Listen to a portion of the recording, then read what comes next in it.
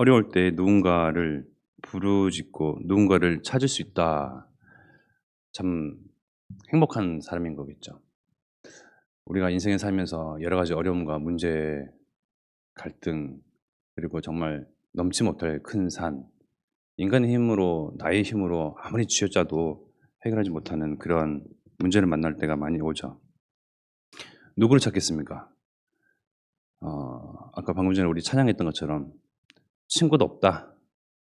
근데 예수가 나의 친구다.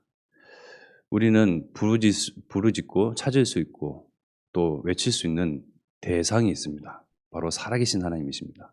근데 불신자들은요, 살아있지도 않고 능력도 없고 그냥 우상에다가 절하고 찾고 부르짖고 우상 앞에 자기의 문제, 건강, 자녀, 뭐 성공, 뭐 직장 뭐 등등등 바람, 소원, 기원 모든 것을 우상 앞에 또 사람을 의지하고 그렇게 정말 바람 불면 쓰러질 아무것도 아닌 것에 대상을 삼고 거기에 의지하고 거기를 숭배하면서 이렇게 지는 그 불신자들, 하나님 모르는 사람들, 그들이 정말 살아계신 하나님과 하나님을 믿는 자들, 이 시대에 우리 그리고 우리 교회 및 여러 교회, 여러 나라 가운데서 소수죠. 정말 하나님을 제대로 믿는 소수의 그 교회들을 이렇게 압제하고 탄압하고 비방하고 비판하고 욕하며 침뱉는 그런 수준의 시대 속에서 우리는 살고 있습니다. 혹시 여러분들 신앙생활이 참 그러니까 세상 가운데서 '신앙생활 하기 힘들다.'라고 요즘에 부쩍 느끼십니까? 코로나로 인해서 교회 다니는 것 주일날마다 가 가지고 이렇게 예배를 드리러 가잖아요. 그럼 인제 이 하나님을 믿지 아니하는 이들의 인식 속에서는 굉장히, 굉장히 좀 입에 담기 뭐할 정도로 이렇게 좀 인식이 그렇게 돼 있죠. 이 코로나 시국에 어려울 때에 그러면서 많이 이렇게 교회를 욕하고 주의 종 그리고 성도들을 이렇게 비판하고 비난하는 경우들 많이 봅니다. 그래서 참 드러내 놓고 당당하게 이전과 같이 자유롭게 신앙생활하기가 어렵다라고 하는 이야기를 들어요.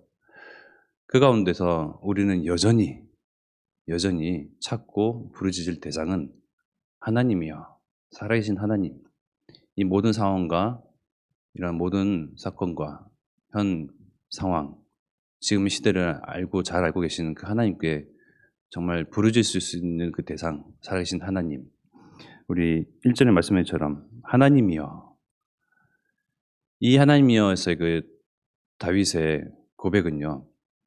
그냥 막연한 탄식, 그저 누군가 들어줬으면 하는 그런 바람에 의해서 하는 것이 아니라 분명히 살아계신 하나님, 내 기도에 응답하신 하나님. 표현이 참 정말 얼마나 하나님을 알았으면 얼마나 하나님과 친했으면 그죠? 내가 간구할 때에 숨지 마소서라고 표현할 만큼 하나님을 너무나 잘 알고 있는 그 다윗이었습니다. 왜? 하나님은 내 기도에 응답하시고 분명히 살아계신 하나님이시기에 내가 간구하고 부르짖을 때에 숨지 마소서 할 만큼 그만큼 하나님 앞에 담대한 다윗이었기에 하나님이 응답하지 아니할 수가 없고 좋아하지 아니할 수가 없죠. 예레미야서 33장 3 절의 말씀처럼 "너는 내게 부르짖으라." 하나님께서 말씀하십니다. "너는 내게 부르짖으라. 내가 살아있지 않느냐? 내가 내게 응답하겠고 내가 알지 못하는 크고 은밀한 일을 내게 보이리라." 우리가 이 새벽 예배, 새벽 제단에 나와서 기도를 쌓아갑니다. 누군가는 들으시겠지. 하나님은 언젠가는 들으시겠지가 아니고 매번 들으시고 매번 응답하시려고 매번 준비하고 계십니다. 그러나 하나님과의 그 기도가 통해야죠. 그죠? 우리가 먼저 구할 것은 하나님 나라와 그의 의. 그 때문에 우리의 부르짖는 대상, 우리가 기도하는 대상이 분명히 살아계신 하나님의 언약의 하나님이심을 분명히 알고요. 근데 우리가 받는 그런 살면서의 삶 속에서의 고난, 여러 가지 문제들이 있죠. 말 못할 문제들이 있어요. 정말 창피하고 부끄러운 그러한 문제들도 있을 수도 있습니다. 그리고 비방하는 것, 사람들의 말, 사람들의 시선, 사람들의 그런 욕, 그걸 넘어서 우리는 말씀을 잡아야 되겠습니다. 계속 시편 55편의 말씀에 계속 그런 내용들이거든요. 친호가, 벗이 나를 배반하고, 가족이 나를 배반하고, 아들이 나를 배반하고, 누군가가 다 나를 배반하나 나는 하나님을 끝에는 의지하리로다. 고린도 후서 4장 17절의 말씀에 보면요. 우리가 잠시 받는 환난에 경한 것, 우리가 잠시 받는 이 환난은 가벼운 것이랍니다.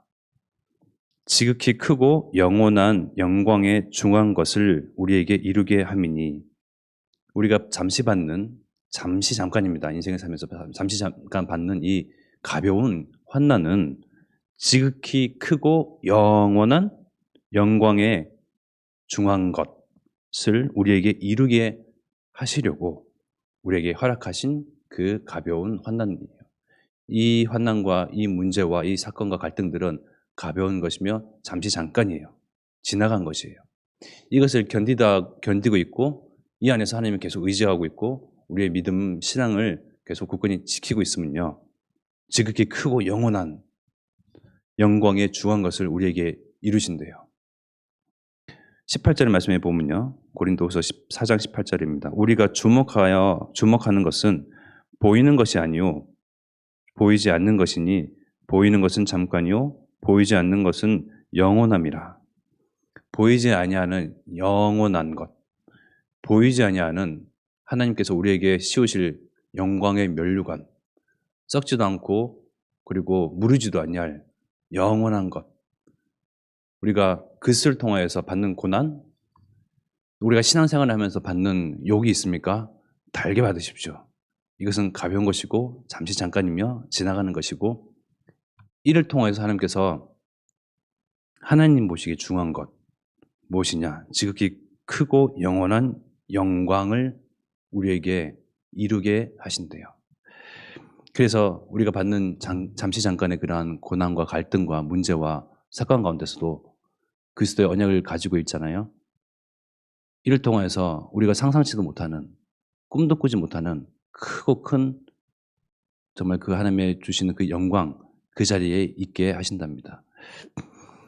베드로전서 5장 10절의 말씀에 보면요. 모든 은혜의 하나님 곧 그리스도 안에서 너희를 부르사 자기의 영원한 영광에 들어가게 하시니가 잠깐 고난을 당한 너희를 친히 온전하게 하시며 굳건하게 하시며 강하게 하시며 터를 견고하게 하시리라. 모든 은혜의 하나님 곧 그리스도 안에서 우리를 부르셨어요. 그리스도 안에서 받는 고난은 당연한 것입니다. 예수님께서도 십자가를 지시기까지, 그리고 십자가를 지시면서까지도 여러 사람들의, 이방인은 말할 것도 없고 그 유대인에게도 멸시와 그리고 고난과 그리고 침뱉음과 모욕과 수치와 모든 것을 당하셨잖아요.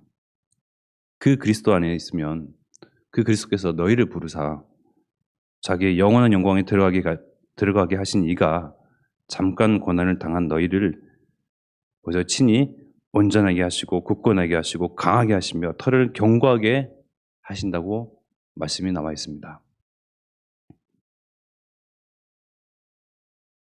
견고하게 터를 세우신다. 마태복음 16장 16절의 말씀에 연상이 되죠. 예수님께서 주는 그리스도시요 살아계신 하나님의 아들이시다라고 베드로가 고백을 하니까요. 예수님께서 깜짝 놀라셔서 야, 네 머리는 도저히 이건 알 수가 없다. 이거를 네게 알게 하는 이 혈육도 아니다. 오직 하늘에 계신 하나님이시다. 정말 하나님의 큰 은혜를 받았구나. 그러면서 축복하십니다. 마태복음 16장 18절의 말씀에 또 내가 내게 이르노니 너는 베드로라. 내가 이 반석 위에 내 교회를 세우리니 음부의 권세가 이기지 못하리라. 베드로의 이전 이름은 시몬이었죠. 시몬이라는 이름은 본명인데요. 베드로의. 그래서 예수님께서 다 이유가 있으셨어요. 베드로에게 "너는 이제 시몬이라 하지 말고 베드로라 해라." 그때는 몰랐죠. 왜 베드로라고 인제 이름을 이렇게 인제 명명하셨는지. 그러고 있다가 인제 신앙 고백을 했어요. 인류 최초로 예수님을 보고 "그리스도시다.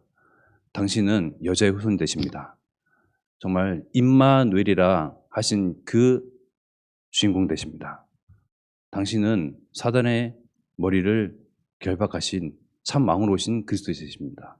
당신을 통하여서 하나님을 만날 수가 있습니다. 정말 나의 죄, 당신을 통하여서 오로지 사함을 받을 수 있습니다. 참 그리스도 되신 그 예수님을 고백할 때에 예수님께서 하신 그 축복이 너는 베드로라. 그러니까 베드로라는 뜻은요, 반석이라는 뜻이 있다고 하는데 베드로라는 말은 쉽게 얘기해서 생각해서 돌이란 말이에요. 돌. 우리로 따지면 돌쇠라는 이름이에요. 돌쇠. 근데 시몬이라는 이름에서 돌쇠라는 이름으로 주셨잖아요. 왜냐?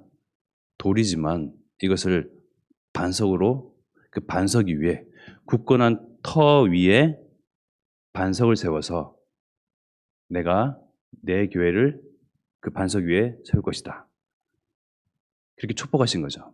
어마어마한 축복이에요. 정말 우리가 베드로처럼 때로는 예수님을 잠시 외면할 수도 있습니다. 우리 신앙생활하면서 사람들의 그 시선과 말에 두려워서 잠시 우리가 이 예수님을 외면할 수가 있어요. 그러나 우리가 분명히 가지고 있는 그 믿음과 신앙은 예수는 그리스도다. 오직 예수만이 그리스도다. 예수 그리스도를 통해서 하나님 만난다. 예수 그리스도를 통해서 이 사단이 결박되었다. 십자가에서 다 이루셨다. 예수 그리스도를 통해서 하나님과 함께 할 수 있는 그 화목을 이루셨다. 바로 죄 사함을 얻을 수 있다. 정말 이 고백을 하는 저와 여러분들, 예수님께서 우리를 통하여서 이 교회에 반석되게 하셔서 이 교회가 어떤 시련과 시대의 문제와 그러한 이 시대의 어떤 압제와 탄압 아무 상관없이 굳건하게 계속 서갈 것이다. 왜? 하나님의 호남과 세교와 후대 복음화의 그 언약을 이루시기까지. 그렇기 때문에 저와 여러분들은 정말 견고한 터 위에 세워진 반석입니다. 반석이며 예수님의 교회, 그리스도의 교회를 세우셨어요. 그 때문에 망할 수도 없고 그리고 허물 수도 없습니다. 이 교회를 통해서 분명히 하나님께서는 호남과 세교 후대 복음화를 이루시기까지 계속 영원히 함께 하시며 보호자의 축복으로 하나님의 그 능력과 축복과 은밀한 것과 비밀한 것, 하나님의 그 이루실 그 언약을 정말 이 교회에 계신 저와 여러분들 통하여 후대를 통해서 이루실 수밖에 없어요. 수많은 교회 가운데 하나님의 언약을 가진 교회거든요. 정말 그리스도와 통하는 교회거든요. 그래서 결코 믿음 그리고 신앙생활을 잃지 아니하시고 오로지 그의 나라와 그의 의, 호남세기 후대복음화, 한 지교운동, 한 나라운동, 한 인재운동의 그 주역되게 없어서 이 언약을 붙잡고 정말 굳건히 서는 저 여러분 되기를 기도합니다. 이 시간 합심한 기도드리겠습니다. 우리에게 주신 언약, 이것이 먼저 우선순위이 되고요. 1순위 되고 우리 기도의 영순위입니다. 그래서 112 운동의 주역으로 정말 나를 사용하고 주옵시고 이 일로 내가 주역되게 없어서. 그래서 정말 매일 우리 어제 권사님의 그 기도처럼 매일 나의 현장 가운데서 이 그리스도가 선포되어지게 하소서. 내 자신에게 선포되어지고 내 영혼 속에 선포되어지고 그래서 정말 증인으로 세우실 그날까지 하나님께 함께 하신 것을 누리며 우리 후대들에게도 이 언약과 이 복음이 전달되어서 정말 호남세계 후대복음화의 언약을 나와 교회와 후대 통해서 언약을 성취하옵소서. 합심하여 기도드리겠습니다.